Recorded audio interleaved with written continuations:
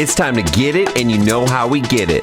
Americano, the podcast about all things business and personal growth with your host, Eric Vonheim. Today, I would like to welcome Walid to the show. Walid, how you doing, sir? Great. Thank you for having me. Thank you for being here. I have been trying to get you on the show for quite some time. You are a very busy man, from what I can tell. I mean, you can spot me at the gym every day, you know? It's good to see you outside there, but... Fitness first, right? Yeah. I'd imagine as we get into learning more about you as an entrepreneur that the fitness probably plays a huge role in your life and sort of feeding you that energy you need just to run your business, right? Exactly. Before we take it there, though, for our listeners, maybe we can dive into who is Walid, maybe a little bit of background about yourself before we kind of move into the business side of things. Yeah, so I grew up in Jeddah, Saudi Arabia. It's a small town, pretty booming right now. A lot of changes happening there, but back when I grew up, it was mostly desert, very little entertainment. And it had like its own pockets of, group of people that you associate with yourself with. Yeah. So, it was a good upbringing over there. We were like middle, upper class. So, we had a little bit of advantage of everyone over there because we traveled all around the world and all that. So you had private drivers is what I'm hearing. You had a fleet of Rolls Royce private drivers? Not to that extent, okay. No, maybe one or two drivers and that's it. I've always, I love to travel and some of the specific things about Saudi Arabia I always see is like these amazing cars, right? Just fleets of beautiful cars, and I'm a big fan of Range Rovers, and I always see just these amazing classics out there. Yeah, that's probably like just the 1% of the population that's always in your feed. Yes. So what was it like growing up in Saudi Arabia as a young man? It wasn't that much of a difference, to be honest. We went to British International School. Okay. So, we had American teachers, British, Irish. So that's why I have such a strange accent. Like, people don't know where it's coming from. Yeah. You throw people off. Exactly, yeah. Some people think I'm from Wyoming or something like that. Yeah, but then, there's some few words that you can pick up that doesn't sound too American, but... Yeah. We grew up watching the same shows as everyone else did. Okay. We had internet, so that opened up a lot of access. But I didn't see much of a difference coming in here. Just maybe there's more activities involved here if you really want to grow. Like there's... one thing that I really liked back where I came from was just finding the right group of people to mix with. Everyone was just very too general. They didn't have like specific niches that they were trying to really be good at. They just wanted to be good at almost everything. Okay. And this was when you were young. Yeah. So just trying to find peers that have similar interests. Exactly. And then until I came here, that's where I found like people who are extremely dedicated to just one thing. Yeah. And that's all they wanted to do for their entire life. And I think that's also because just the way our culture was brought up, for us, it's generally, not acceptable to kind of just go out there and be an artist. Okay. But now it's slowly opening up. Like creativity wasn't such a big push in school or something your parents would promote. Yeah. So it didn't allow us, like it was very typical for someone just to get into engineering or business or being a doctor and that was it. Like you made it in life. But as you can tell, like most people in that field right now are going through a lot of mental health issues just because they're just trying to figure themselves out. Yeah. So when you move over here, in my opinion, to the US, especially to LA when I first landed, that's when I felt like it was completely free in terms of being able to do exactly what you were doing and make a living out of it. Right. And I think this is one of the few places you can actually do this. Do that in the world, right? Yeah, it's interesting you bring this up. I just had a guest on the show not too long ago. We were right in the middle of this conversation where, the parents, with the best intentions in mind, of course, they wanted her to pursue some, engineering, doctor, lawyer type field, right? But yet, deep down, she had a passion for something else, right? And there was some interesting conversations with the parents as a result. So you experienced that a bit, just in seeing the differences between the environments. How young were you when you left Saudi Arabia and came to the States? I was 18. You were 18. Oh, then that's just like prime time, right? Yeah, exactly. So you landed in LA. That was your first place? LA, yeah, Santa Monica. I lived there for like 10 years. Went to USC, did business, undergrad. Yeah. I kind of lived LA lifestyle. Did you like it? What did you think about LA compared to Saudi Arabia? I mean, that must have been, was it 180 or was it still fairly similar minus some of the things that you can get plugged into? I mean, was it what were the similarities or major differences? I mean, it really comes down to how social you are. I mean, you can literally live in LA and live in a bubble and not know anything that's going around you. And I know friends who've done that, and they kind of just like left back home and said, this isn't the place for me. Really? But then like if you're really out there and hustle and actually try to meet people and connect and network, it could be a life changer for a lot of people. And I think people are just used to things being handed down to them. Yeah. If you're not really willing to put in the efforts and the hours while you're here, it's going to be very difficult for you to make it. Yeah, I suppose that's with anything in life, right? If you're not taking advantage of some of those resources, then you're going to have a different experience than somebody else. Exactly. So you arrive in LA, you're 18, you start your undergrad program. Is it fair to say you initially came out here for school, to finish college? Yeah, exactly. Okay. Now, at that time, what did you think you were going to do with your degree? Was it really on this engineering track, or was this around the time that you were thinking, hey, I'm going to the States, California, maybe I can unleash this creative genius inside of me, which we'll get to with your business? Where were you at in that time period? I think I wanted to do a more traditional route like banking, IB, investment banking, that type of stuff. I did the exciting stuff. Yeah, 80 hours a week. 80 hours a week. So yeah, I thought I was gonna be more of a finance heavy, and I did all the courses, everything, and an internship and all that stuff. But it just wasn't for me at the end of the day. Yeah, I just didn't feel like I was creating anything that was beneficial. Okay. And honestly, like, I actually wanted to get into fashion school. Like, I applied originally to fashion instead of technology. I was really interested in fashion overall and that aspect of it.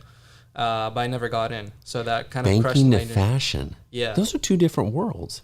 Yeah, I mean, like, it was more, it's called fashion instead of technology. Okay. So that school actually rejected me. And so they didn't think I had what it took to be creative in this world, and I kind of wanted to create a fashion line for things that inspire our culture.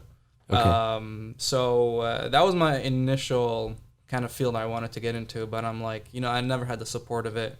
I never saw anyone doing it among my friend. I didn't know even anyone who even attempted to go through that track. Okay. So kind of just, my dreams are shattered down. Then I'm like, let me just go through finance and just live life. And just settle down. So, live life on this keyboard. Yeah, exactly.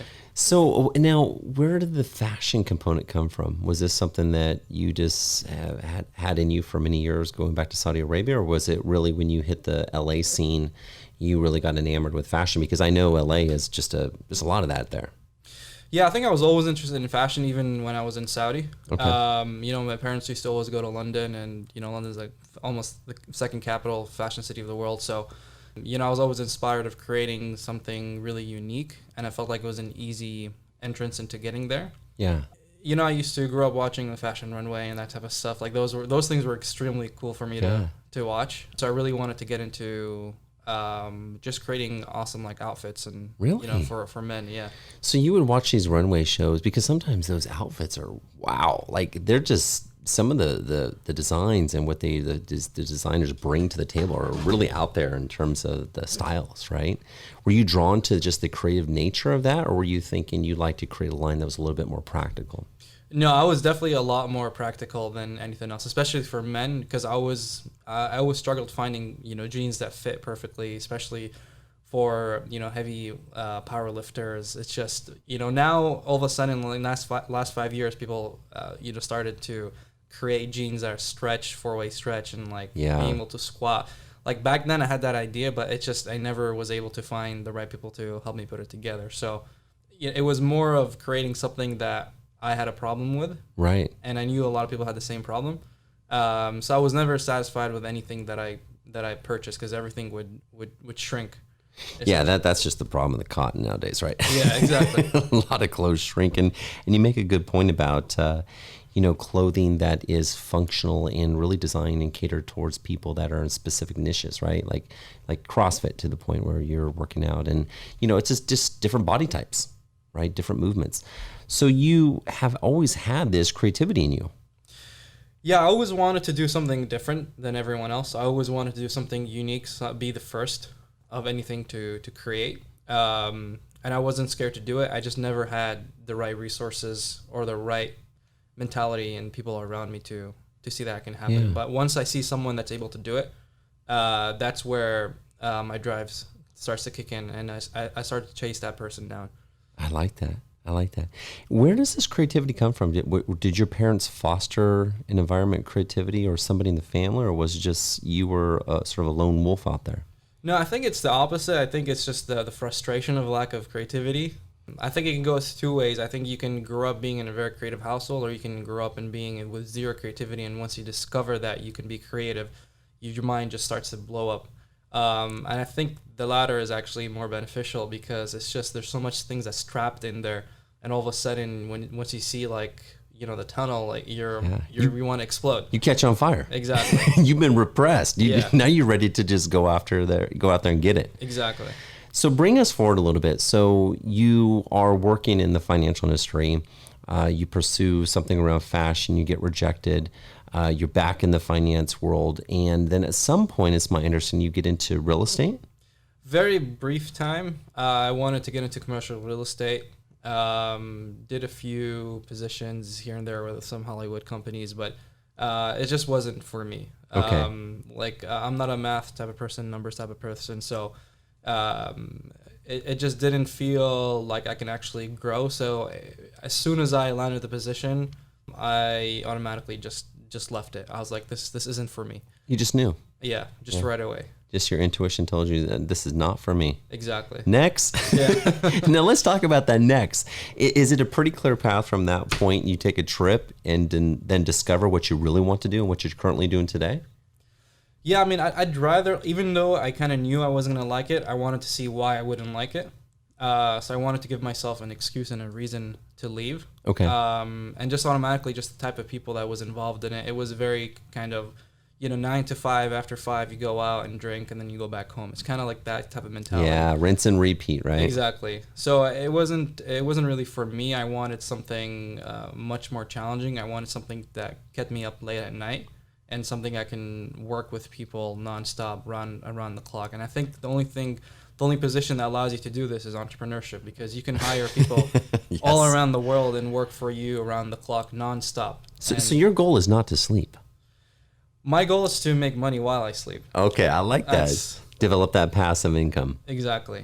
But of course, you're trying to feed your soul, right? It sounds like you're somebody that really enjoys what you do, and you want to, when you find that thing, you want to just pour your attention into and explore and create and build and just keep stacking.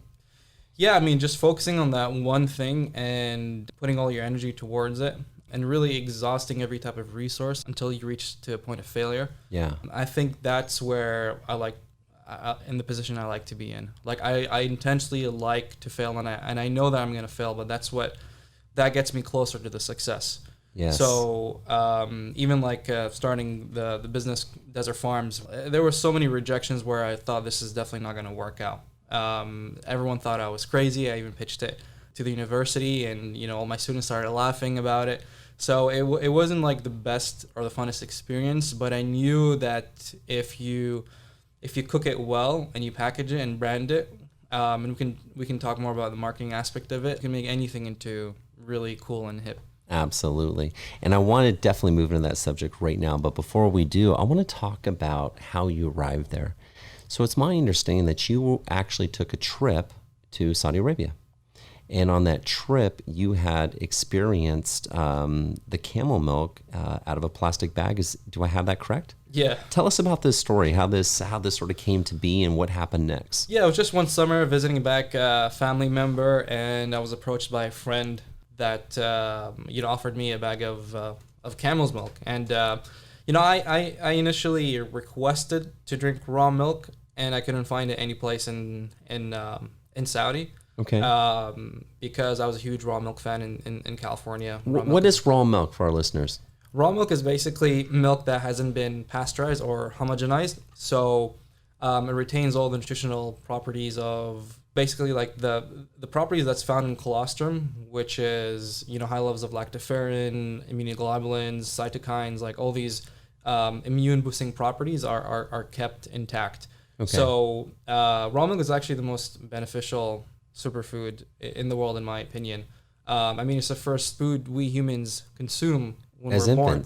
As we're born, yeah. So it tells you a lot about it. And so I was a huge fan of milk just in general, but I knew the industry gave it such a bad rap just because of all the hormones injected in the cows and the farming practices, and just it was just a super greedy industry that was backed by just a lot of people that wanted to take a small slice off of it. Mm-hmm. But if you really find a really good source that's all organic, natural, doesn't have any pesticides or hormones in it, it can actually extremely be beneficial. I mean, I drink about a gallon every 2 days of raw milk. Does this explain your elite CrossFit? I don't know. Probably not. For our listeners out there, this guy right here at CrossFit is a savage. I'll tell you, it'll put you to sleep. Is that right? You'll sleep well. You sleep really well. So you were looking for raw milk. You couldn't find it. And then somebody approached you with the camel's milk. Yeah, and he said, this is the only option. And I'm like, what is it? He's like, it's camel's milk. I'm like, okay, cool. So I gave it a try and fell in love with it. And what did it taste like? I mean, it's, you know, it's kind of like, you know, I don't drink at all, but it's my friends that tried it. They say it's kind of like tasting wine. Like it depends on the farm and the winery and the taste of it. So like every farm is going to taste a little bit different, but it's going to be very similar to, you know, like a skimmed version of cow's milk. Maybe is it a little bit thinner? It's very thinner. It's much whiter as well. Oh, so like milk is, because like non-fat milk, right, is really, it's almost like watery. Yeah, it's watered down for sure. And you can't like taste the fat in it. So with camel's milk, like it's extremely fatty, but it feels really light. Like you don't feel that protein aftertaste in your mouth, just like lingering in there. So it's pretty light. It's pretty light. It's pretty light in the palate. Now, did you drink this warm or cold? It was very warm, yeah. Okay, because you know what comes to my mind? The milk was a bad idea. Yeah. I think, was it Will Ferrell? He was drinking the milk outside after he lost his job. So you drink it warm. Do you normally drink milk or raw milk warm? Is there a difference between warm and cold? I mean, if it's right on the source, which is how I received it, and then you can drink it warm. Obviously, it's room temperature coming out of the udder. But if it's being transported here and there, you definitely want it to be chilled. Okay. But in my case, it was absolutely very warm. It was actually hot because it was a hot day. Okay. So it didn't taste that bad. I mean, you could definitely feel the palate a lot better because if it's too cold, it's gonna just taste like water. Exactly. You know.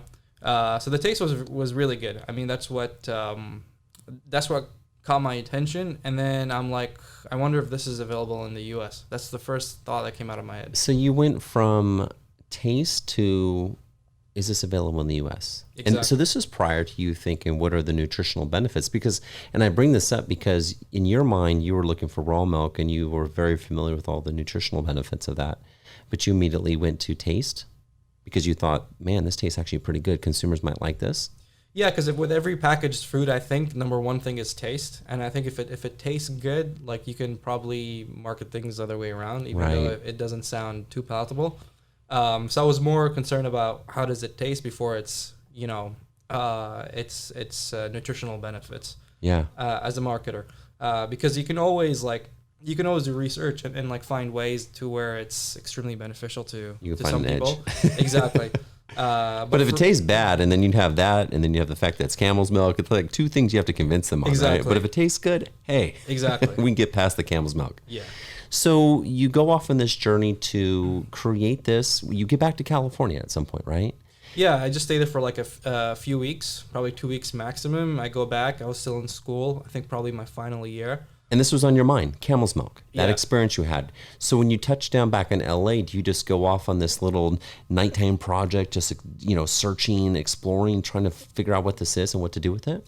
Not right away. I was still kind of interested in searching just the raw milk in general because raw milk is very controversial in the U.S. It's a lot of people are against it, and you can't buy raw milk outside of state lines. Is it illegal? It's illegal, yeah. What? So you can only buy raw camel or like raw milk in any state within this state. Like you can't transport it between states. So lines. Alcohol is legal and raw milk is illegal. That's a problem with industry. Marijuana is legal. Yeah. Okay. I had no idea raw milk was such a thing. Yeah, it's huge. It's illegal? Yeah, it's illegal. What's so bad about it? Is it like, do they lace it with Oxycontin? I mean, what's the problem here? The question is what is it that they're hiding from us? Wow. That's the question that I had. So somebody's keeping it under wraps. It's definitely something's going on because it's very difficult even for a farm to be approved raw milk. And I get the fact that, there could be some pathogens involved in it. But when you have raw milk, it actually has very beneficial bacteria that ferment itself to turn into kefir. Mm-hmm. So you have it turns into buttermilk versus if pasteurized milk got bad and you kept it outside, it's just going to stink. With raw milk, it doesn't do that. Really? Yeah. I had one experience where some milk spilled in the car in the mat. Oh my gosh, that was bad. That was bad, especially in the summer. Yeah. You pretty much need a new car at that point. Exactly. So the raw milk won't do that. I don't know if in the car maybe it might just because of the heat, but in terms of if you left both of them side by side outside, you'll have a better chance successfully drinking the raw milk over the pasteurized for sure. So you go off, you do this research, you realize it's hard to get this raw milk. Maybe there's something in camel's milk. What happens next? I mean, at some point, you put your company together, Desert Farms. How does that come to be? Yes, I think what happened was, I was still in school and I took an entrepreneurship class and we were required to come up with a business and then a business plan. And then every year the USC does Entrepreneur of the Year and that type of stuff. So, I entered into that. That's where I started to pitch my idea and all that stuff. And it was so unique that I won Entrepreneur of the Year at USC. You did? Yeah. Congratulations. Yeah, thanks. What was the feedback during that? It was kind of because everyone, I think it's just the pool of my class was mediocre in my opinion. Everyone was coming up with very similar basic stuff. And mine was the one that stood out. So when I pitched it to people around school would know me as a camel guy. And it's just stuck on people's head. That's Did you ever have a nickname? No, I never had a nickname. Yeah, imagine if your name was Joe. Yeah, right. You'd be Joe the Camel. You would take out the cigarette guy. That was actually the hardest part of marketing because I always wanted to have a camel on my logo or just a really fun camel, but people associate that with cigarettes and especially our products being associated with kids and children. It was a very difficult decision, so you had to make it as modern as possible. Isn't it fascinating that from the world of branding and marketing, that perspective, how powerful logos and scents and symbols and all that is? I mean, to the point, like you said, right? The camel was hijacked by Joe the Camel. Exactly. We could not even use anything, even the camel cigarette that's just a standing camel behind a pyramid or in front of a pyramid. We can't even use that. How do you think the camels feel about this? I don't know. Where's the camel union on this stuff? Yeah, I don't know what's the deal with that. So it was so hard for us to come up with something, very clever. Something unique, right? Something unique, yeah. What was on your mind? Now, did you start with Desert Farms in mind as a name, or were you thinking something else? Because sometimes there's multiple iterations that businesses go through. Yeah, I mean, it was the only name that I thought about right away, but the domain was so expensive that I couldn't afford it. So I was figuring out other domains like Desert Valley or Desert Love or Desert Camels. I knew I wanted the word desert in it, but I just didn't, I just couldn't afford the domain because it was a premium domain back then. Those are squatters, those domain squatters. Yeah, exactly. So, and I wanted to have a name that it doesn't necessarily signify camels or camel's milk because I wanted to extend our product line to offer multiple products, superfoods from the desert, and not just camel's milk. I wanted to be an umbrella of other superfoods involved in it. So I wanted to be as general as possible. But then later on, I got some funding and I purchased the domain right away, set up the website, and just took it off from there. Self-funded? It was self-funded, yeah. That's amazing. Well, I got some of the money from USC, obviously. Because of the entrepreneurship award? Yeah, exactly. What did they award you on that prize? I think $5,000. Hey, that's it. It was okay, yeah. That's still $5,000 you didn't have, right? Exactly. Now, how does that work? Do they just give you a check, or they give you $100 bills unmarked? I mean, how does this work, Walid? Probably a check after 60 days. 60 days, and they're going to make sure it clears the endowment fund. Yeah, it took a while. Excellent. Okay, so at this point, you win Entrepreneur of the Year at USC. You have a company name. You have an idea of how you're going to structure this business, maybe some initial products you're going to offer, but tell us how you actually get the camel milk. Where do you find this? I mean, because do you just scour Los Angeles looking for camels? I mean, where do we find the camels, Walid? Yeah, well, there's a camel union for sure. I mean, around the U.S., it's if you know one camel farmer or one camel owner, everyone knows each other. Yeah. So it was very easy to find them. And you can track them down through like nativity scenes because like most people use camels here for nativity. So if you go Is that what you did? You started finding the nativity scenes where the camels were hanging out? Well, I lived in Santa Monica, so every year they have like camels down there. So you went to the nativity scene? I spoke to some of the people and asked them where they get their camels, and then they said, "Oh, we get it from this Joe," and this person said that we get it from here. And then I found where the breeding is, which is in Texas, the largest breeder over there. And then from there, I found the farmers who were experimenting with it. So one person led me to the other, but definitely started off from the nativity scenes because it's just like, you know, why would anyone want camels here in the U.S. besides for that? You know what I love about that is it's just the simplicity of it, right? Yeah. You know, you have this idea, you tried the milk, you get back here, you're like, all right, where do I find a camel? Nativity scene. Yeah. So did you have to wait till the holidays, or did they do like a summer nativity scene? I mean, how'd that work? No, it was right on time. I was just finishing off my winter break. Yeah. So, you know, it fell perfectly in plan. And, you know, I took the winter break to just travel around, meeting other farmers around the U.S. Okay. So I went to Colorado, Pennsylvania, Missouri, and I found out like most of the farmers are actually Amish. That have the camels. And this was a solo trip for you. Oh yeah. So your friends, they're out there with their family, they're partying, enjoying the time off from school, but you're focused, you're on the hustle already. Yeah, everyone was like in Cabo or Cancun or doing something like, you know, like a spring break type of vacation. I honestly never were involved with any of these trips. Like I just wanted to figure myself out. Right. For me, like traveling alone was something like I've never experienced. Okay. And especially for the sake of creativity and like figuring out how to create and solve a problem. Yeah. What'd you think about how'd you feel about the process when you started traveling by yourself? You know, it was hard. I mean, it felt lonely a couple of times, but it definitely helped me, you know, listen to myself properly and kind of like figuring things out.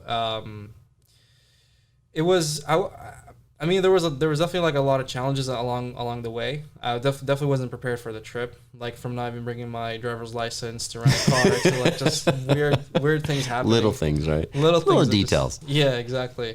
But I did. You know, that struggle and that loneliness definitely helped me like really push and drive because I was like, I need to get out of this place. Like I need to get myself moving and rolling. And, you know, I just forced myself to be uncomfortable in a lot of situations. Yeah. And, you know, it's in those moments where we're most uncomfortable where we grow. Exactly. Right. I can certainly relate being young and being in very uncomfortable states when I was early on in tech and just, you know, like an email server's down. And the internet's not a big thing. It's like, how am I going to solve this thing, right? Those late nights. It just forces creativity, right? Exactly. So you make this solo trip. You're searching for camels. You come across the Amish folks. They have camel farms. What happens next? I mean, you just walk up and say, hello, my name is, and I'd like to get to learn more about your camel operation here. It was much harder than that. Well, I had a little bit of advantage because like they thought I was Amish. So, because I had a beard and like, you know, I was light skinned and that type of stuff. So they were talking. You're one of us. Yeah. So they were talking to me in like German Dutch, and I was like, just wave, just wave and smile. Yeah. And then I told them, no, I'm here to, you know, to buy some of your milk and work a business. I saw one of your camels in a nativity scene in Santa Monica. Exactly. Yeah. So you start to ask them about the camels and figure out how to do business with them. Yeah, I mean, the thing is, it was a little bit difficult because, you know, working with the Amish, you know, lack of internet, lack of understanding of technology. So it was a little bit difficult to kind of like explain to them how to scale because they just, I mean, they're very simple people. They just want to. How do you communicate with them from LA? Well, there's different. Do you do the pigeons, the notes, and the pigeons? And no. Well, some of them was they had a community phone, but then we cut that person off completely because it wasn't feasible. But what we did, like when we first started, we worked with a bunch of different farmers. Okay. But then we consolidated into one major one, which is still Amish, but he's an Amish Mennonite, which means he's like a little bit more. Like he uses technology for business. A little savvy. Exactly. Yeah. So it's not like your typical horse buggy type of Amish. Like he actually has a car. He has AC in his house. So that type of stuff. Wow. He's the progressive. He's progressive. Okay. Yeah. Exactly. So he was still kind of unsure working with us because they don't necessarily work with people like outside their community. So I had to like really prove myself. He just thought I was going to be just a tire kicker that's going to come in and go out and just like mess around. But as soon as I started marketing the product, I put it online and built the website, made amazing packaging, and just packaged everything really good. And then as soon as the orders started to come in from like advertising, and he couldn't fulfill the orders within like the first 2 weeks. Really? So that was how you proved yourself that you had a viable business model to this gentleman. Yeah, he. I mean, I remember back in like 2015 or something like that. He only had like 4 milking camels. Now he's got over like 30 milking and total of like 500. Is this because of your relationship with him? Yeah. That is outstanding. Yeah. So he definitely. So you guys are probably like best friends now. Yeah, we're best friends. I mean, he's like 60 years old. That's okay. So, you could be best friends with the 6-year-olds too. So, I mean, but you earned that gentleman's respect. Yeah, I mean, we're definitely the main source of his income for him and his family and for his farm. So we've, we definitely stay in touch a lot of the times and like, How do you communicate with him today? Just on the phone. He's got a mobile phone, so. He has iPhone? No. He's got a pocket. The old Motorola Razr? The flip ones, yeah, okay. Exactly. Baby steps. Exactly. So you build this relationship, and it's my understanding that, with the camels, you're bottling it there. Yeah, so everything is bottled on farm. We just buy the milk. We have the contract with the farmers. They bottle it, package it, and then ship it directly to the consumer. So did you take all your product label, packaging, and ship it there? Exactly. Did you build a little fulfillment operation at the farm? Yeah. And that was an agreement that you worked out with him? Yeah, so we just worked it within the price. Obviously, we paid for the shipping and all that stuff. But as soon as an order comes in, automatically gets, sent to the farmhouse. The labels get printed out automatically, and then they just start fulfilling. That is fantastic. Yeah. What a unique experience as a young man, young entrepreneur to, travel the country by yourself without a driver's license. Eventually arrive at a farm where you meet this gentleman. Now, was that one of the first farms that you encountered? Were there others like him? Because that just seems like it was all meant to be for you. Literally, you roll into fall, you find the camel, you start doing your research, you travel, you find the farm, you find the right guy, you find the right setup, and you build this relationship.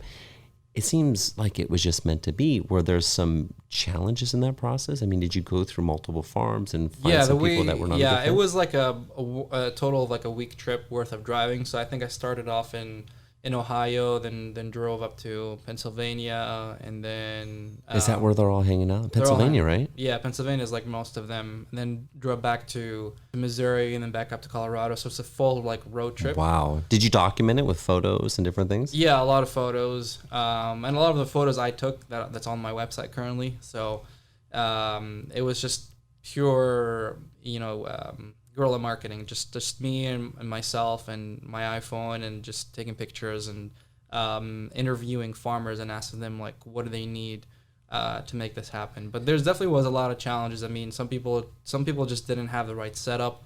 Some of the farmers didn't have the right cleanliness. It was just hard to work with. So there were definitely like, out of all the 8 of them, we narrowed it down to 1. So it takes time to find your right supplier. So how does the agreement work? I mean, with the Amish community, is it literally old school handshake, or is it a little bit more advanced with contracts and agreements? And I'm just kind of curious because with most, you're dealing with agreements and formalities, but that's a different type of community. Do you run into some of those old world things or? Yeah, it was mostly when we first started, it was like a handshake, just basic understanding. I mean, they're very extremely religious people, so they're not going to stab you behind your back and sell someone else. So we knew we could trust them. But then as we started to scale and grow, investors wanted us to make it secure to show other investors that, hey, we don't play these games. Like, a handshake doesn't do anything for us these days. Put it in writing, then come back to us. Exactly. So it was up until in the next 2-3 years when we actually went back to them and said, hey, we need a signed signature that you can supply to us. Okay. So you go off, you build the business, you're moving product, you have a website. Now, did you primarily market and sell online? Yeah, that's the first thing I started. Zero experience in online marketing. I knew I wanted to have a website, but I kind of had an eye for design and creativity, and I basically worked with one graphic designer, and I just worked the whole process directing it. Yeah, it's that creative side in you. Yeah. Yeah, so I knew I knew what I wanted. I just didn't know how to put it into the digital content of it. So I needed someone that knew how to use like all these Illustrator and Photoshop applications and just like work with them. So I literally sat down with my graphic designer for hours, just like building it out, and then worked with a team from India to put the website in. So definitely a lot of like late night involved in it. And I like that experience because it taught me a lot about, how to build something from scratch. Right. And it taught me how to work with people internationally and give orders. Be able to delegate certain things exactly. that you need. Yeah, because a lot of the people, a lot of the times it was just, there's so much like back and forth involved in it that was so frustrating, especially when your English isn't very good. So you had to make it as concise as possible. Right. So it definitely taught me how to, really give instructions that are clear, very little fluff involved in it. Yeah. So you put this team together, you put the product together, you start selling product, and you're doing so in a market you're developing this market because there wasn't really anybody in that space, correct? Yeah, I mean, there were some farmers like selling just direct, but it wasn't, it wasn't like an online marketing company, or they didn't really have the technology aspect behind it. So we were the first people to actually start to market it professionally all around the U.S. and Canada. Yeah. So, and did you find that people just had an appetite for it? Like they would just blindly, let me order this, let me try this out? So there was, people already knew that there was research around camel's milk. Like before we even started, there was a community that knew about the benefits of it for gut issues and that type of stuff. So we just had to find the right demographic and niche and target them. Mm-hmm. For the probiotic exactly aspect. Yeah. So we already had like a somewhat of a following, and it was just a matter of like what's the cheapest way to reach out to the customers. That's wonderful. And it's great that you built a digital presence and then you expanded from there. So bring us forward to today. Where are you at with the business? How long have you been into the business now? Now about like 3 years. We've raised some investment. We're closing another round. We're doing like a crowdfunding campaign. Is that open to anybody in the public? It will be open to anybody in the public, probably in the next few weeks. Okay. So we're still building out the campaign. Okay. But yeah, if you go to Desert Farms on our website, there'll be a link where you can invest in as little as like $100 and just own a small piece of the company. That's awesome. Yeah. So we're gonna try that and utilize our customers. We have about like 80,000 customers that order from us. We've shipped over 30,000 orders total.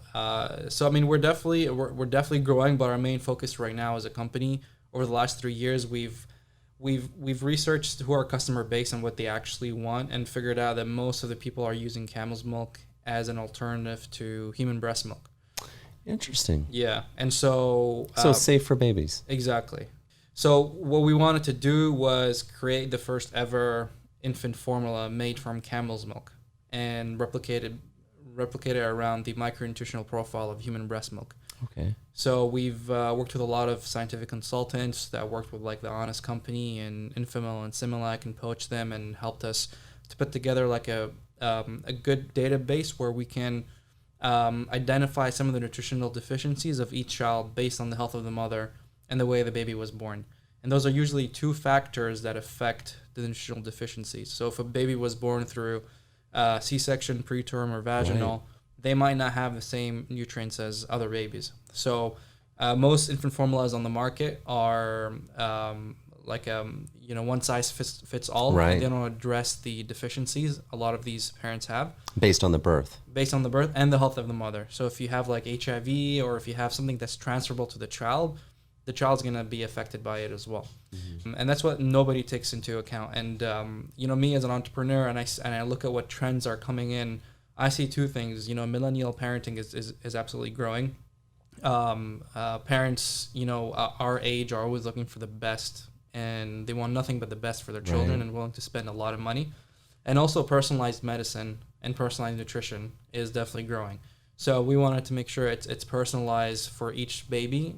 And if you look at the packaging right now, as soon as a mom orders from our website, or orders a product, it actually prints it on the packaging, just to give it that personal touch that this is for them, you know? So this is the next disruption that we're creating, and this is where we think our company is going to be focused on, is going to be more in the baby infant formula space, because we haven't seen anyone disrupt this market. So you still have, 100-year-old brands playing in this game that really haven't done anything. They haven't innovated. Exactly. And what's your long-term plan? Are you planning just to grow the company on your own with bringing in investor money, or are you looking to maybe sell this to somebody else, like the Honest Company down the road, or whoever that might be? So I think if you always have the mindset that you want to sell the company, it actually puts your company in a better position overall in terms of quality. Because if your company is sellable, it means you have a lot of the processes in place. So I don't really know what's going to happen, but I am positioning the company to be able to sell it, because when a company is sellable, it means for me as a founder and CEO, I can step back and let it work on its own, and I can bring anyone in to fulfill a process. While you focus, while you focus on your CrossFit workouts. Exactly. I like exactly. that. Yeah. So I have a few more questions as we wrap this up. And these are random questions I'd like to ask every guest. The first one is, what is your favorite book and why?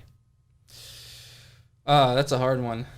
And it could be a business-related book too, if you want. I mean, I'm sure you're an avid reader, being a student that you are. Yeah, that's a really tough one. Best in what sense? Either something you enjoy reading or personal growth. I mean, it could be anything. I mean, what book comes to mind? I think the one thing that really stuck with me is a book called The One Thing, and it's basically about just focusing on the one thing that you'll be really good at and don't get distracted by anything else. So it gives a lot of really real life examples, and I thought that book really helped me focus on this brand, because I wanted to do everything and just dilute myself completely. But then I figured, just let us be one thing that we're good at, and that's going to be us. We're going to be giving the best nutrition for babies. I like that. Next question. If you could only travel to one more country in the world, where would it be and why? One more country? Just one more in the world. And just stay there? Yeah. Well, I mean, you could come back. You're welcome back in California, of course. Okay. You're on our team. Probably be Jerusalem. Yeah? Yeah. It's a city. Absolutely. Yeah. Next question. What is the last random act of kindness you performed towards another individual, and how to make you feel? I think the biggest act of kindness is just giving someone time, and just your full-time attention. And I usually do that occasionally with a lot of people, a lot of friends that I have lost in touch with. So that's something I really like doing, because a lot of the time they're just going through a lot of struggles that you've gone through, and they just need someone to vent out to. And so I think the best thing is for me to give back in kindness is just to sincerely ask them how they're doing, and try to help them out. That's awesome. And I couldn't agree more with you. Time is the most precious thing we can give to anybody. Yeah. And my last question is, where can people find you online? They can find me personally. They can find me on Instagram, /Walid Abdul+Wahab. Or if they are interested in the product, they can go to desertfarms.com, and they can try the product for themselves. Awesome. Well, I want to thank you so much for being on the show today, Walid. It's a pleasure knowing you, and it's just so cool to hear your story and the fact that you've taken this creative energy inside of you, you've applied to something positive and something that's disruptive and new to the market. And at the same time, it's not that you're just creating a product, but you're involved in a product that is actually very beneficial to people in their development as young babies and just adults like ourselves. Thank you. Congratulations. Thanks a lot. I had a lot of fun as well.